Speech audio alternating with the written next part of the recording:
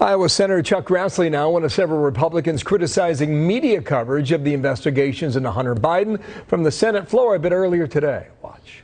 The Biden transition team confirmed that Hunter Biden is under criminal investigation for his taxes and financial dealings.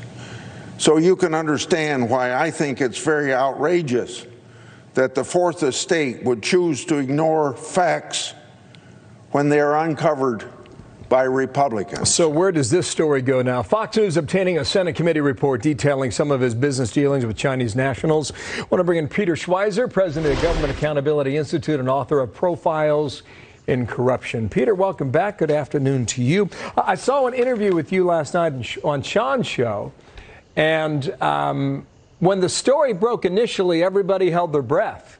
But then when it started to recede to her tax case, there seemed to be some exhaling. But you, however, have a very different take on that based on international tax law.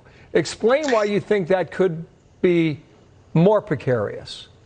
Yeah, it's great to be with you always, Bill. Look, the thing that people have to keep in mind is that there's been a grand jury impaneled to look into Hunter Biden's international business activities in China, Ukraine, and elsewhere. They've been working for a while. This is the first hint via Hunter Biden that they are looking at financial transactions. They mention both issues related to taxes and issues potentially related to money laundering.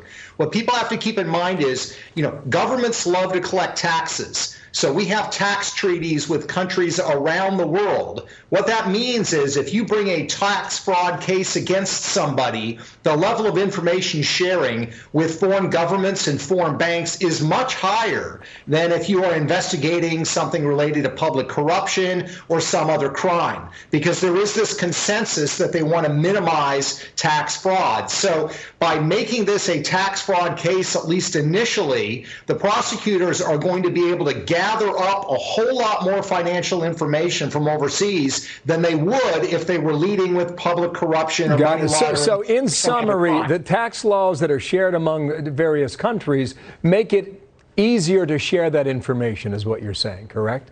That's exactly right. So from the tax case, does it jump to a different part of this case? Well, it does. I mean, oftentimes in these instances, they begin with the basics, which is paying taxes. The old line about they got Al Capone on tax fraud. I'm not saying that Hunter Biden's Al Capone, but what I am saying is that, criminal activity, if it occurs, oftentimes occurs in clusters. So I fully expect that the prosecutors and this grand jury, are going to collect this information that they're going to gather from overseas, and they're going to put together a timeline. They're going to look at money laundering. They're also going to look at this fundamental question, Bill, that has not been answered. What was Hunter Biden being paid for? He didn't have a skill set. He wasn't bringing capital to any of these investment deals. So what was he being paid for? And if he was being paid because his father was vice president and those foreign investors or governments were expecting something in return and getting something in return, then you've got a public corruption case that could implicate Joe Biden. Okay, let's see where that goes. Tony Bobulinski blew the whistle on it with Tucker. Here's a clip from that a few months back. The former vice president has said he had no knowledge whatsoever of his son's business dealings and was not involved in them at all. That's a blatant lie. When he states that is a blatant lie. In that debate, he made a specific statement around questions around this from the president. And I'll be honest with you, I almost stood up and screamed liar and walked out because I was shocked that the Biden family is taking that position to the world. Okay, so repeatedly you said he had no knowledge of this. Let's see where that goes. You think an independent prosecutor must be appointed. Would that happen prior to January 20th, or how would that work, Peter?